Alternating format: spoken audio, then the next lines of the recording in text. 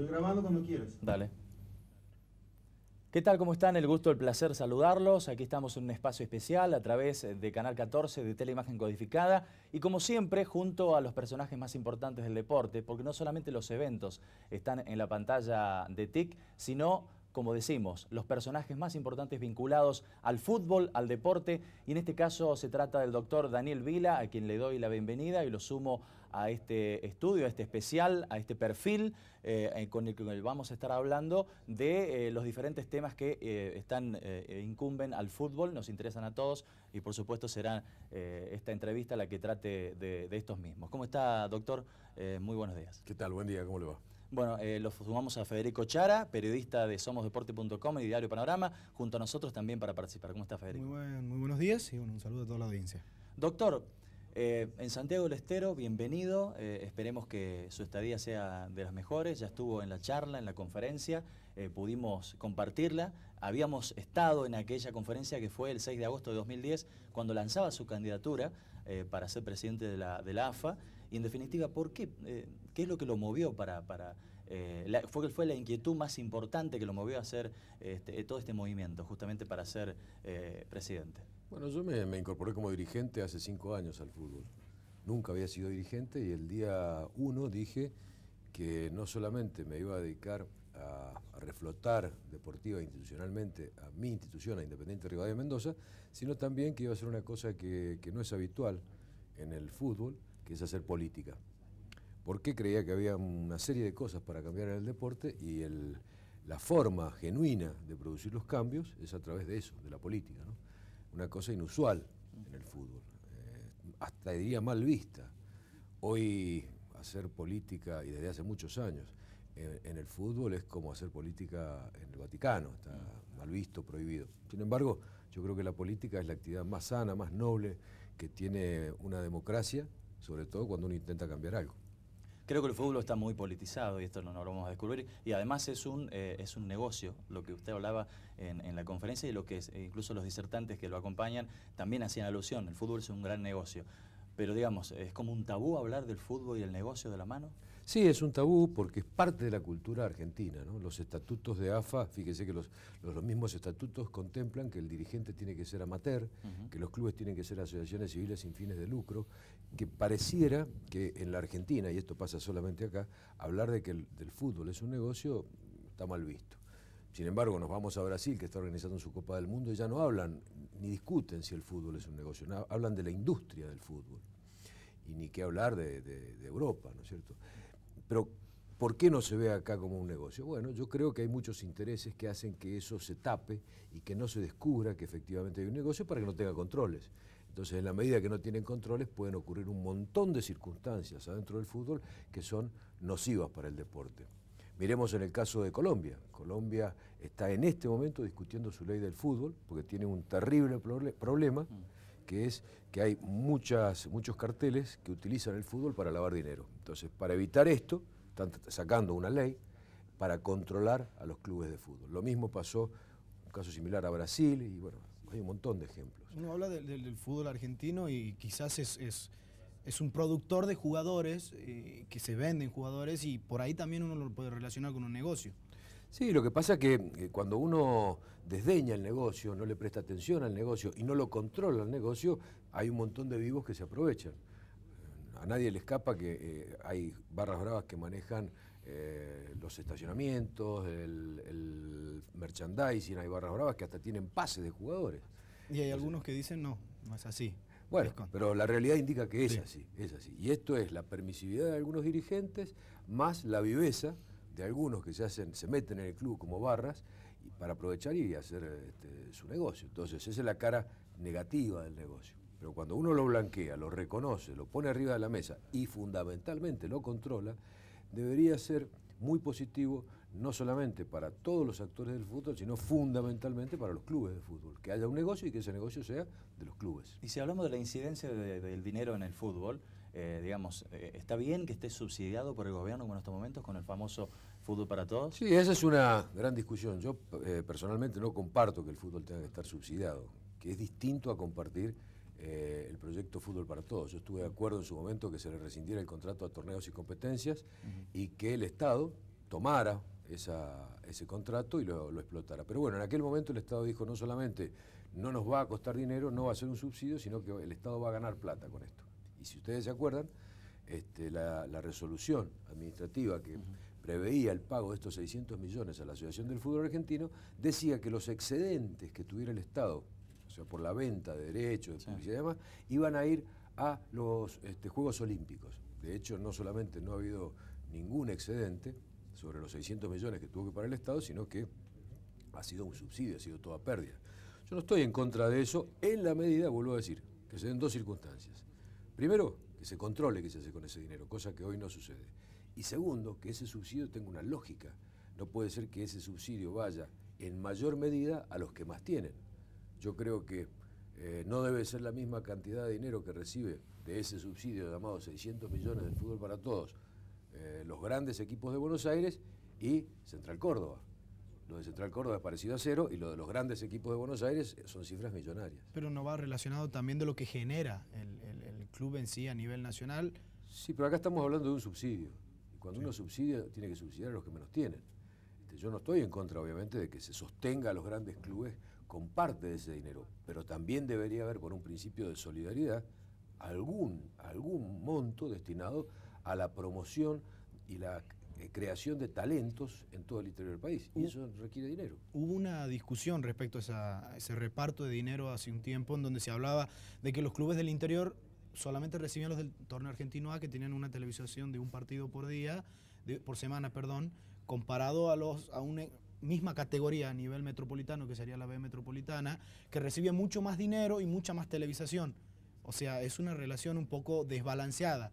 Absolutamente desbalanceada, pero eso, vuelvo a decir, es responsabilidad de la Asociación del Fútbol Argentino, que es la que distribuye el dinero, y la distribución es arbitraria, es al antojo de quien conduce los destinos de la AFA, ¿no es cierto? Una de las contestaciones que dio en este caso el presidente de la AFA era que los clubes del interior normalmente pueden tener subsidios gubernamentales, cosa que no pasa a nivel metropolitano, por eso era más dinero, esa era una de las justificativas. Pero eso es una especulación de él.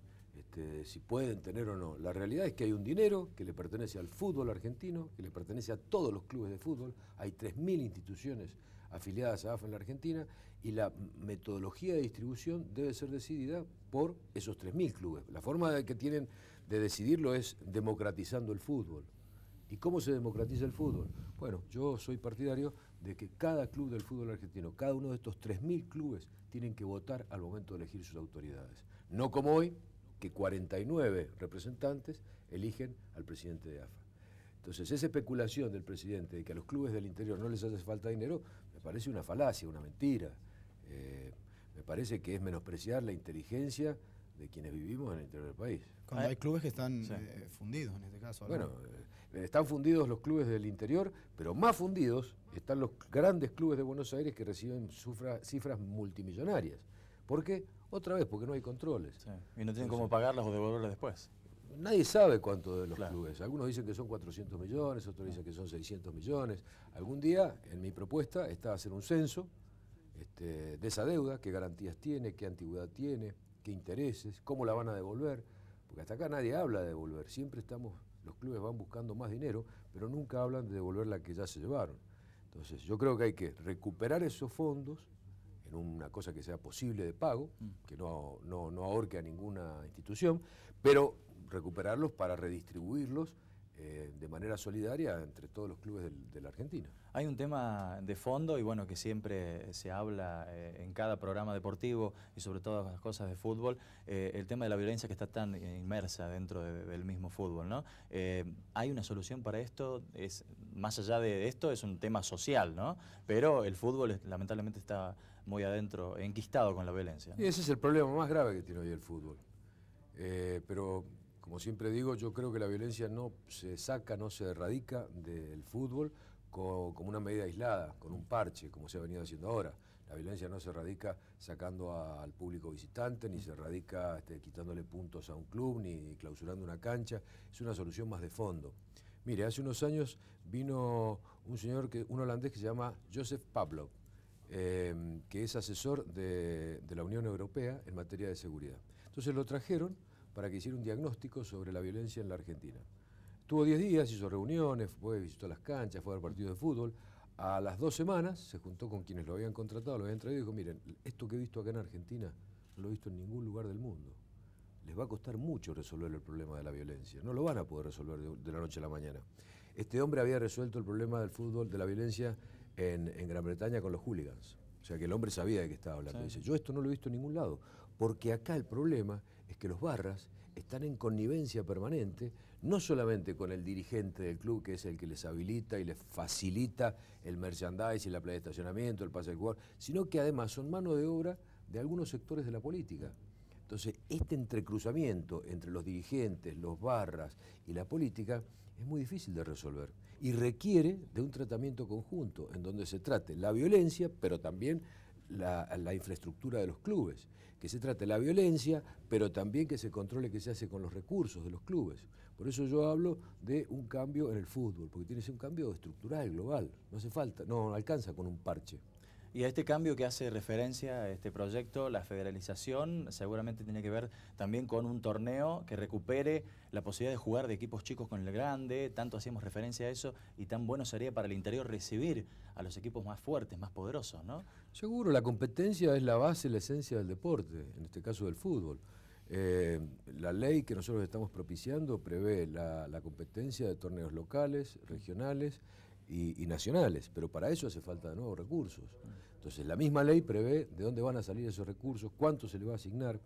Dice que hasta un 25%, y eso lo van a decir los dirigentes, no la ley, hasta un 25% se va a asignar para la promoción de los torneos amateur o los torneos juveniles, locales, provinciales o regionales o nacionales. Porque en la medida que usted tenga recursos, puede competir. Ahora, ayer el diputado Arañá se contaba que cuando él era presidente de Deportivo Guzmán, vino un equipo de Catamarca a jugar contra ellos, le llamó el dirigente y le dijo, mire, estamos llegando en el colectivo, pero nuestros jugadores no han comido y no tenemos para comer. ¿No nos podrá dar una mano con el almuerzo? Entonces, eso no es competir, eso es casi inhumano, es degradante, eso no es deporte. Yo creo que el interior tiene que dejar de pedir limosnas, creo que tiene que dejar de estar resignado, porque lo que le ha pasado al fútbol del interior es que los dirigentes nos hemos resignado a que esto sea así, y hay que participar, hay que meterse en el problema y hay que cambiarlo. Sí, dale, Federico. Esta ley, ¿en qué se basa principalmente la que se ha propuesto para democratizar el fútbol? ¿Dónde está el fondo principal de la ley? Tiene 3 o 4 cosas básicas, la ley no es muy larga, son 18 artículos, y después le deja a los dirigentes la potestad de hacer su trabajo dirigencial. La ley lo que hace es fijar los grandes parámetros sobre los que debería reestructurarse el fútbol. Uno de ellos es la transparencia, ¿cierto? Que se conozcan todas las decisiones, no solamente las deportivas, que no haya árbitros designados a dedos, ni fixtures armados en un escritorio, sino que haya efectivamente sorteos, y también en lo económico y en lo institucional, que se sepa cuáles son las deudas de los clubes. O sea, hoy existen diversos medios de comunicación, de información, como Internet, que deberían darle acceso a lo que usted quisiera como periodista sobre la Asociación del Fútbol Argentino. No sucede. Hoy usted entra en la página de AFA y nada, tiene los partidos y 2 o 3 cosas más, no tiene nada. Digo, la transparencia, la igualdad y la solidaridad. Los clubes más grandes tienen que ser solidarios con el fomento de nuevos talentos, y esto es financiar a los clubes más pequeños para que puedan tener infraestructura, puedan tener profesores, técnicos, etc. La federalización del fútbol, que quiere decir que la mayor parte del territorio argentino pueda tener fútbol de primera división o fútbol profesional, a lo mejor en categorías de ascenso. Hoy, si miramos cómo está armado el mapa deportivo de la Argentina, hay solamente 3 provincias que tienen equipos de primera división, que son Buenos Aires, Mendoza y Santa Fe. El resto del país no tiene equipo de primera división. En el caso de Santiago, hace 20 años que no milita en un torneo nacional B. Entonces, y Santiago es una provincia importante, es una ciudad importante. Entonces, estos son los contrasentidos que se dan. Y finalmente, lo más importante que tiene la ley es la democratización del fútbol, que es modificar los actuales estatutos de AFA, que son unos estatutos que vienen de la época de José López Rega, del año 75, cuando Argentina tuvo que regularizar la AFA porque estaba intervenida, porque venía el Mundial del 78, y López Rega hizo un estatuto a su medida porque se quería quedar con el manejo de la Asociación del Fútbol Argentino. Entonces estableció un sistema absolutamente presidencialista. Luego los militares lo designan en el año 79 a Grondona, Videla lo pone en el cargo a Grondona, y desde ahí, con ese estatuto presidencialista hasta nuestros días, durante 32 años, Grondona ha manejado de manera unipersonal la Asociación del Fútbol Argentino. ¿Qué decimos nosotros? Bueno, hace falta abrir las puertas, hace falta democratizarlo. No por nada han pasado 32 años ahí en casi una dictadura, porque no hay democracia. Entonces, cuando se abran las puertas y todos los clubes, los 3.000 clubes que hay en la Argentina puedan votar, bueno, será presidente de AFA Grondona, Daniel Vila o el dirigente que sea. Pero yo tengo fe, tengo esperanza de que cuando esto se abra, se democratice, va a haber participación y seguramente van a mejorar las cosas. Ahora este proyecto obviamente llevado durante varios meses a todo el país, desde agosto del año pasado, ya está la 7ª conferencia.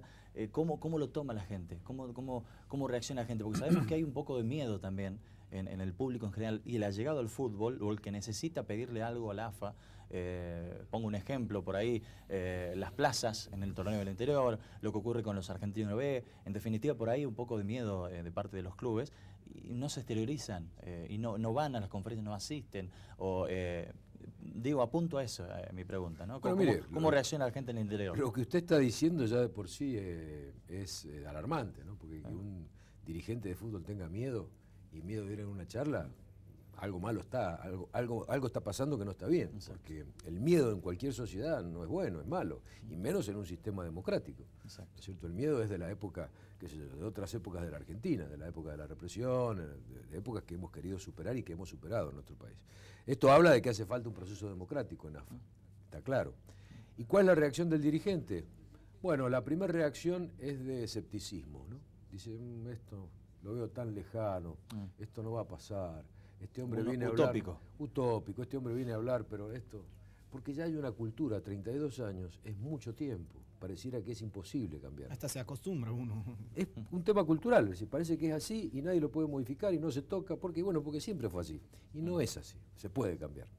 La segunda reacción, cuando uno empieza a explicarle, empieza a mostrarle todas estas cosas de cómo se elige el presidente, que 49 clubes manejan todo el fútbol en la Argentina, la concentración sobre el puerto, lo mal que estamos los clubes en el interior, etcétera, todo lo que uno da en la charla es de interés y de deseo de participación, ¿no? Se empiezan a interesar, empiezan a preguntar y quieren saber, y dice, pero yo no sabía que esto era así, yo no sabía que era tanta plata, yo no sabía que toda la plata se la llevaban total. Yo no sabía que se la llevaban toda la plata los clubes grandes. Yo no sabía que el presidente de AFA se elegía entre los clubes de Buenos Aires nada más.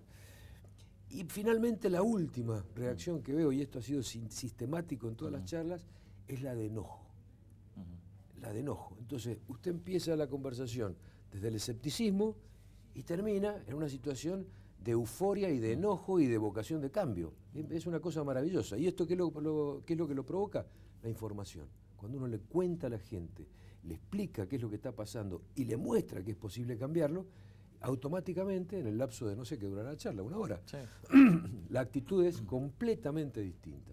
Entonces, bueno, esto también a uno lo envalentona, le da ganas, lo carga de energía para seguir adelante. Con respecto a justamente a esta situación específica de la AFA actual, y bueno, hace mucho tiempo que ocurre esto, ¿usted ve como la única manera de ingresar a la AFA es interviniéndola o apunta que esto cambie con este proyecto? No, nunca hemos hablado de intervenir la AFA. Esto habla de sancionar una ley. Bien. Que desde afuera, y ya le voy a decir por qué no se puede desde adentro, desde afuera modifique este statu quo que tiene la Asociación del Fútbol Argentino. Elimine el presidencialismo, abra, democratice, permita la participación de los diversos actores, y no se puede hacer desde adentro, ¿por qué? Porque para hacerlo desde adentro, estos 49 clubes de Buenos Aires, que son los que manejan la plata, diseñan los torneos, etcétera, etcétera, etcétera, deberían tener la vocación de cambiar el estatuto, cosa que no va a suceder. Mire, cuando me puse a estudiar esto, descubrí un dato maravilloso, maravilloso.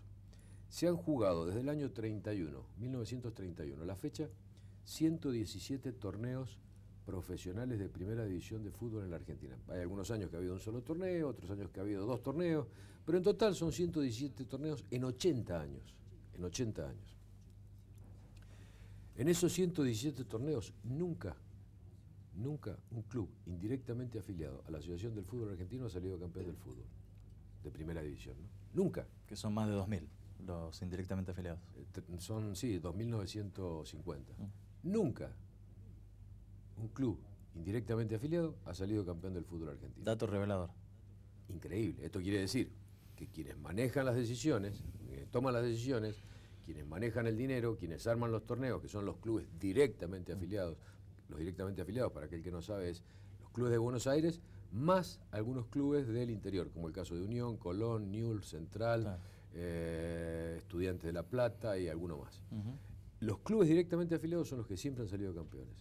Los clubes directamente afiliados representan menos del 3% de la cantidad de clubes de la Argentina. Y esos son los que manejan el fútbol, y esos son los que arman los campeonatos, y son los campeones. Así es. Federico, ¿te queda algo en el tintero? Preguntar si es tan centralizado, sacando el tema ley, ¿cómo se convence también a esos clubes de Puerto? ¿O es imposible convencerlos de democratizar el fútbol? ¿A quiénes? A los clubes, a los directamente afiliados. No, yo creo que se van a convencer por la realidad, porque este sistema yo creo que ya colapsó. Si miramos cómo le está yendo a los grandes clubes del fútbol argentino, no voy a hacer nombres por una cuestión de respeto, pero no les ha ido bien en los últimos años ni deportivamente, ni institucionalmente, ni económicamente. Hemos tenido homicidios adentro de los clubes, hay causas judiciales dando vuelta para encontrar a los culpables, hemos tenido clubes que han estado concursados o que están próximos a concursarse, tenemos clubes que han visitado la zona de promoción para descender, grandes clubes, entonces no es que les va bien. No es que se llevan todos los campeonatos y les va bien económicamente. No, porque ya les colapsó el sistema. Claro. Esto que armaron y que les duró 80 años está colapsado. ¿Por qué? Porque generaron un monstruo, un dragón, que se le eche lo que se le eche, se lo come, se lo devora.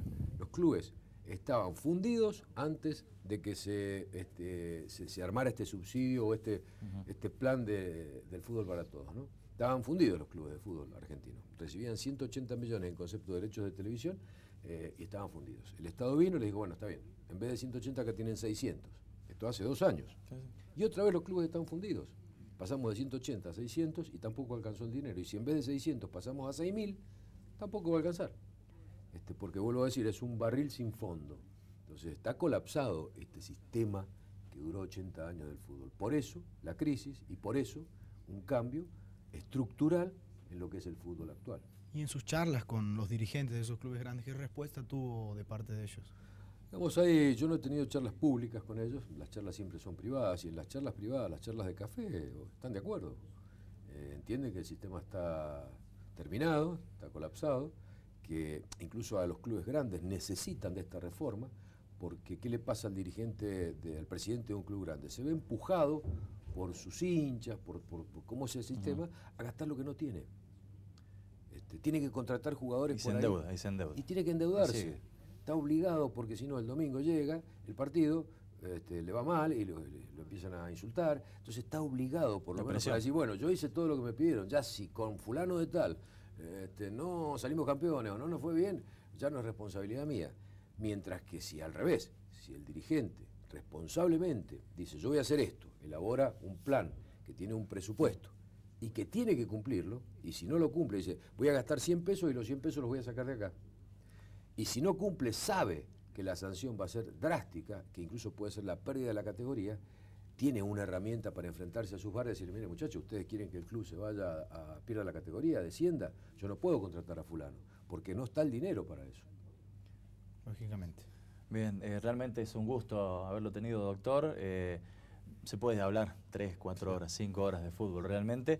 El espacio televisivo nos está justamente apretando un poco, pero en definitiva haber estado en la charla, haber compartido sus ideas y ojalá que se pueda llegar a este cambio porque realmente de fondo es importante poder hacerlo. Le agradecemos mucho la presencia con nosotros y lo esperamos en cualquier momento. Bueno, muchas gracias por la oportunidad de contarle al público de qué se trata esto. Este año voy a ser presidente de AFA. Mucha confianza. Voy a ser presidente de AFA este año. Y así como recorrí el país antes de serlo, después que lo sea, con mayor razón voy a seguir recorriendo el país para seguir conociendo la problemática de todos los rincones de la Argentina, para poder buscarles una solución. Así que en la próxima recorrida que haga como presidente los voy a venir a visitar. Es una frase ganadora esa, ¿eh? La dijo aquí nada más. Es importante. ¿Cómo sigue esto antes del final? Después vamos viene... el viernes 29 a Rafaela con esta charla, después el 5 de mayo estamos en el sur de la provincia de Mendoza, en San Rafael, y el miércoles 11 de mayo estamos en Buenos Aires, en el Círculo de Legisladores. Bartolomé Mitre al 1800, creo que es 1870. Sí.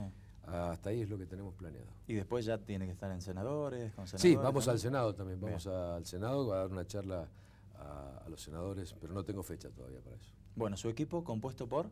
No, sigamos hablando de política. No, creí que me decía el equipo de fútbol. No, el equipo no. El equipo que está trabajando con usted. Por el doctor Gustavo Abreu, que es el director de la Cátedra de Derecho del Deporte de la Universidad Austral. El diputado Jerónimo Vargas Añace, del Frente para la Victoria, que es el autor de la ley, y Oscar Ruggeri, el cabezón Ruggeri, que no hace falta que lo presentemos. Por supuesto que no, sin duda, lo conocemos todos, ¿no? Todos lo conocemos. Bueno, Federico, gracias. Muchísimas gracias a la audiencia por prestarnos atención y doctor por estar aquí. Agradecido soy yo. Un gusto, doctor, nos encontramos en cualquier momento. Seguimos ahora compartiendo más de lo que fue, por supuesto, la charla y todo lo que ocurrió en Santiago del Estero en la visita del doctor Daniel Vila aquí, en esta provincia, en esta ciudad, y presentando su candidatura a la Asociación del Fútbol Argentino. Seguimos con ustedes.